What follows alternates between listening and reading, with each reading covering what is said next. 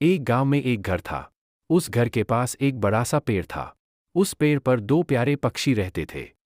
एक दिन पंछी की पत्नी लीला बोली, एजी सुनते हो क्या? बगल में जो शिकारी का घर है, वहां से बड़ी अच्छी सुगंध आ रही है।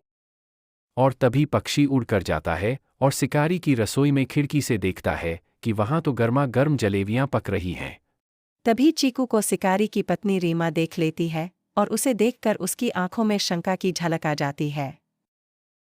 और वह सोचती है, अगर मैं इन पक्षियों को पकड़ लूं और शाम को अपने पति को दे दूं, तो वे मुझसे बहुत खुश होंगे। शायद वे मेरी तारीफ। और अगले दिन वे दोनों पक्षी जलेबी चुराने के इरादे से फिर से शिकारी के घर पहुंचे।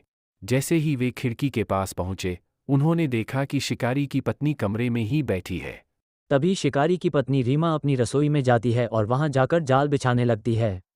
पीछे से लीला उड़ती हुई देखती है कि वो उन दोनों के लिए जाल बिछा रही है। तभी चीकू की पत्नी लीला चीकू को सारी बात बताती है और कहती है कि तुम जाकर रसोई की खिड़की से आओ और मैं दरवाजे से जाती हूँ और वह रसोई में जाकर एक जलेबी चुरा कर छुपा देती है। फिर उसके थोड़ी देर बाद लीला उन जलेबियों में बहुत सारा नमक और मिर्ची डाल देती है और वहां से उड़ जाती है। तभी शिकारी और शिकारी की पत्नी रीमा दोनों खाना खाने जाते हैं।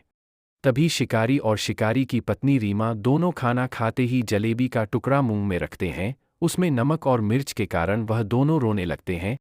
शिकारी चिल्लाकर रीमा से कहता है, यह तुमने क्या पकाया है?